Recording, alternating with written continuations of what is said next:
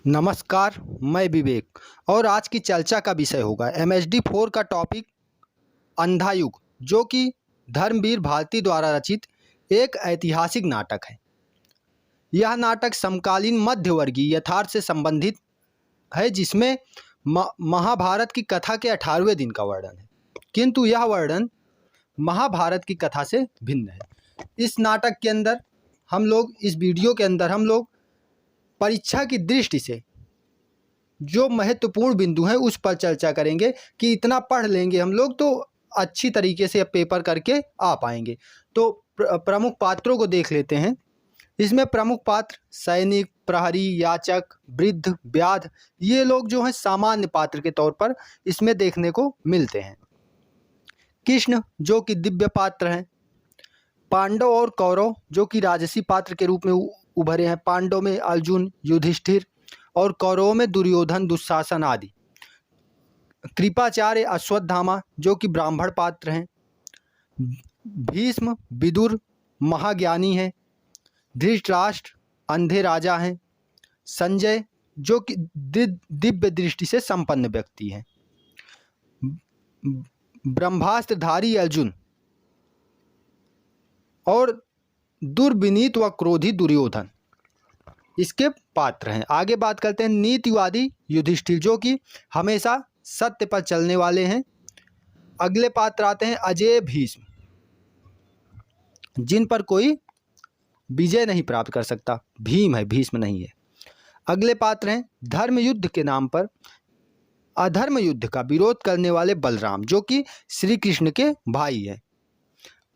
अधर्म का पक्ष छोड़ कौरवों का पक्ष लेने वाला कौरव जिसका नाम युयुत्स है। युयुत्स जो है कौरवों का पक्ष छोड़कर सत्य का पक्ष अर्थात पांडवों का पक्ष लेता है और पांडवों की तरफ से युद्ध में शामिल होता है। अंततः दिग्भ्रमित होकर वह आत्महत्या कर लेता है, क्योंकि भीम द्वारा उसे हमेशा व्यंग मारा जाता रहता है, उसे हमेशा परेशान किया जाता रहता है, जिससे वह प्रहरी से भाला छीनकर आत्महत्या कर लेता है।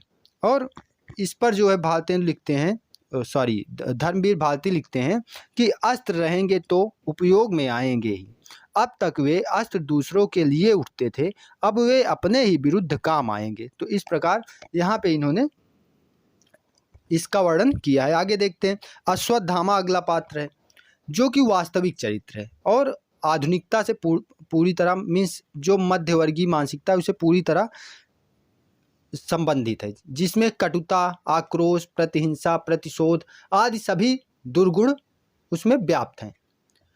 जंगल में निवास कर रहा है अभी वह, क्योंकि युधिष्ठिर के हार जाने के बाद वह जंगल में भाग जाता है और अपने पिता की मृत्यु अर्थात द्रोणाचार्य की मृत्यु का बदला लेने के लिए वह वहाँ पे दृढ़ प्रतिज्ञ होकर बैठा हुआ है। कथ्य की बात करें तो अंधा युग का कथ्य जो है यह महाभारत के युद्ध के 18वें दिन का वर्णन इसमें किया गया है। पराजय के कारण कौरवों के नगर में मातम का माहौल है, अर्थात हस्तिनापुर में मातम छाया हुआ है। विदुर महल में प्रवेश करते हैं और धृतराष्ट्र सिंहासन पर बैठे हुए हैं। वहाँ का दृश्य है महल का कि विदुर का महल में प्रवेश होता है, धृतराष्ट्र सिंहासन पर आसीन है तथा गांधारी संजय से दिव्य दृष्टि के माध्यम से संजय की दिव्य दृष्टि के माध्यम से युद्ध का हाल जानने के लिए विह्वल दिखाई देती है। गांधारी चिढ़ जाती है जब विदुर एक वाक्य में कृष्ण का नाम ले लेते हैं, क्योंकि इस युद्ध के प्रेरता वही है, क्योंकि श्री कृष्ण के कारण ही यह युद्ध हुआ है।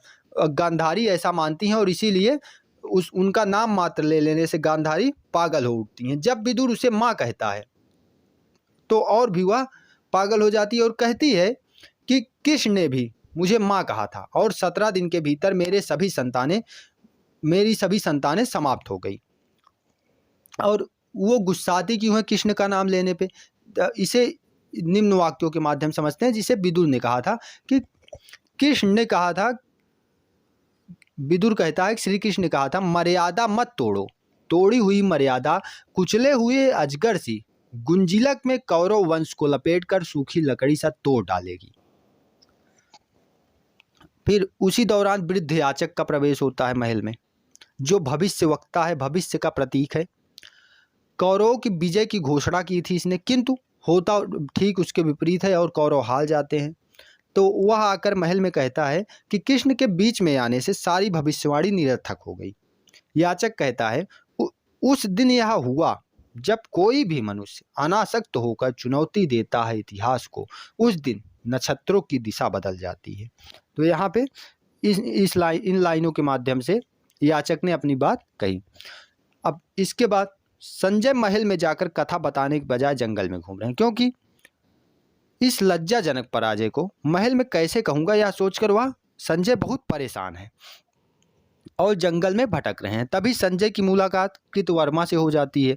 कृतवर्मा को आश्चर्य होता है कि पांडवों ने संजय को जिंदा क्यों छोड़ दिया। इस पर संजय उन्हें बताते हैं, मुझे महर्षि व्यास का वरदान प्राप्त है कि मरेगा नहीं संजय अवध्य है, मतलब अर्थात संजय को मारा नहीं जा सकता, तो इसीलिए पांडवों ने संजय को छोड़ दिया। कृतवर्मा और अश्वत्थामा की मुलाकात होती है। फिर संजय आगे बढ़ जाते हैं और कृतवर्मा फिर अश्वत्थामा से मिलते हैं। अश्वत्थामा विक्षिप्त अवस्था में अर्थात पागल है, थोड़ा सा पागल हुआ पड़ा है। और जब दुर्योधन ने रथ से उतरकर अपनी पराजय स्वीकार की तो अश्वत्थामा इसे बर्दाश्त नहीं कर पाया और वहां से भाग गया और जंगल में आकर शरण लिया और तथा बदला लेने के लिए व्याकुल है कि जिसने मेरे पिता को मारा है उसको मैं समाप्त कर दूंगा। और संजय इस बीच हस्तिनापुर लौटते हैं और पराजय की कथा बताते हैं धृतराष्ट्र को और गांधारी को। दोपहर तक बचे खुचे जो घायल सैनिक हैं वापस लौट रहे हैं, वैद्य हैं, स्त्रियां हैं जो वहाँ पे उनकी सेवा के लिए गई थी, वो सब वापस लौट रहे हैं। धृतराष्ट्र जो है बाहर आते हैं महल से और उन सैनिकों को अपने स्पर्श के माध्यम से देखते हैं कि हाँ क्या दशा है इनकी, उनका हाल चाल जानते हैं। क्योंकि धृतराष्ट्र जो है वो देख नहीं पाते रहते हैं, अंधे रहते हैं। अश्वत्थामा आता है, तभी महल के अंदर अश्वत्थामा का प्रवेश होता है। उसने धृष्टद्युम्न को मारकर अपने पिता की हत्या का बदला ले लिया, लेकिन वह उत्तरा के पुत्र को भी मारना चाहता है जो अभी गर्भ में है। उत्तरा जो है पांडवों की बहू है, उसमें से अर्जुन की शायद अर्जुन की पत्नी है। इसके बाद इसी बीच महाराज यानी कि धृतराष्ट्र चल बसते हैं, उनकी मृत्यु हो जाती है। गांधारी भी मूर्छित हो गई।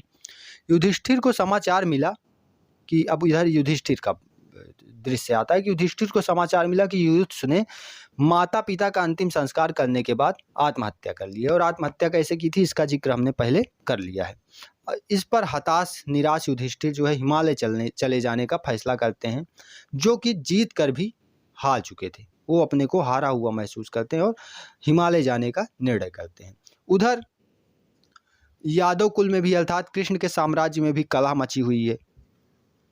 कृष्ण नशे की धुत में अपने सभी भाइयों को मार डालते हैं और अंत में एक वृक्ष के नीचे जाकर लेटे रहते हैं। तभी वहां एक व्याध आता है जो उन्हें शावक समझकर उन पर तीर चला देता है और उनकी मृत्यु हो जाती है।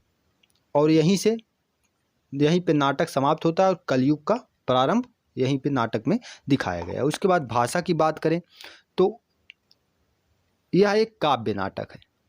भाषा काव्यात्मक है, गद्यात्मक नहीं। लाक्षणिकता है, अलंकारिता है, ध्वनि सौंदर्य है, ये सारे गुण इसकी भाषा में विद्यमान है।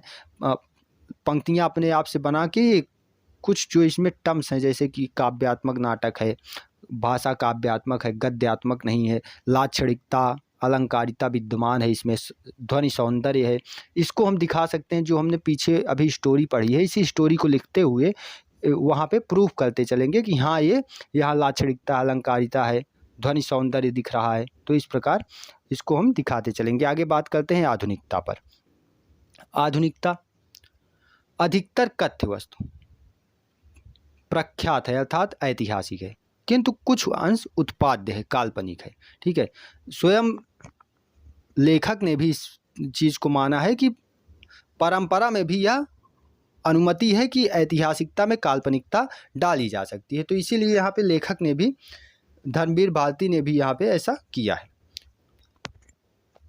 युद्धोत्तर काल में व्याप्त निराशा, कुंठा, अनास्था, निरर्थकता आदि बिंदु यहाँ पर उद्घाटित किए गए हैं। भय, संशय, मुक्तिबोध, मृत्युबोध, निराशा सभी पात्रों के मन में व्याप्त अपने को पूरे नाटक में दिखाई पड़ती है।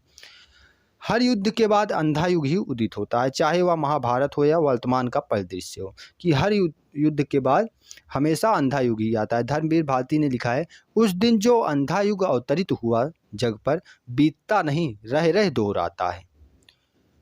तो ये पंक्ति उदाहरण के तौर पर अपनी उत्तर पुस्तिका में हम लोग पेश कर देंगे। आगे, युद्ध में मानव मूल्यों, मर्यादाओं व सत्य का विनाश होता है, बचती है सिर्फ ग्लानि, पीड़ा, विकृति, कुंठा और लज्जाजनक पराजय। इसी कारण कथा का सामंजस्य वर्तमान युग से जुड़ता हुआ दिखाई पड़ता है। चाहे सत्य अपनाओ या असत्य, अंत में पीड़ा ही भोगनी पड़ती है। इन सारी चीज़ों का वर्णन इस उपन्यास में इस नाटक में है।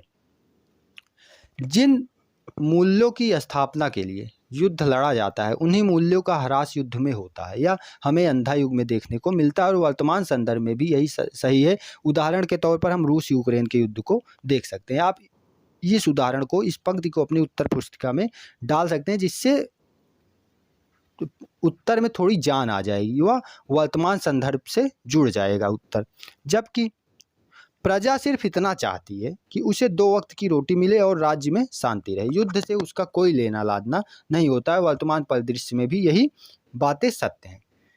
युद्ध जीत कर भी युधिष्ठिर हारा हुआ महसूस करते हैं। वो कहते हैं कि ऐसे भयानक महायुद्ध को अर्ध सत्य, रक्तपात, हिंसा से जीतकर अपने को बिल्कुल हारा हुआ अनुभव करना, यह भी तो यातना ही है। यहाँ भी हम देखते हैं किस प्रकार आधुनिक यथार्थ उभर कर सामने आता है। सत्य तो यह है कि युद्ध में किसी की भी विजय नहीं होती।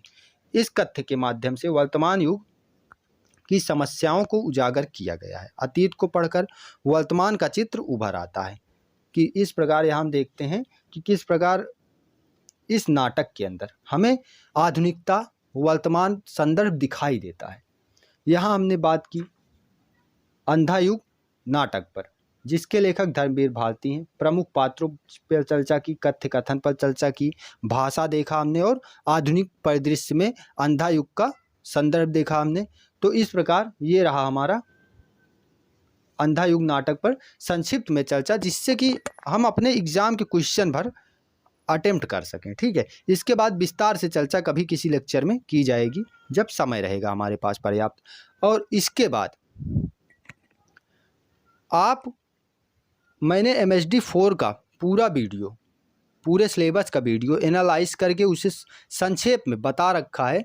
15 मिनट की वीडियो होगी, 15 से 20 मिनट की। उसको आप एक बार ज़रूर देखिएगा और निश्चित तौर पर उस वीडियो से आपको मदद मिलने वाली है। इसके बाद अगला वीडियो हमारा आने वाला है नुक्कड़ नाटक औरत पर, या फिर उससे पहले आएगा तांबे के कीड़े। तांबे के कीड़े के बाद नुक्कड़ नाटक औरत का वीडियो पब्लिश होगा, जिस पर हम इसी तरीके से बात करेंगे किस तरह एग्ज़ाम में हम क्वेश्चन टेकल कर सकें। मिलते हैं फिर अगले वीडियो।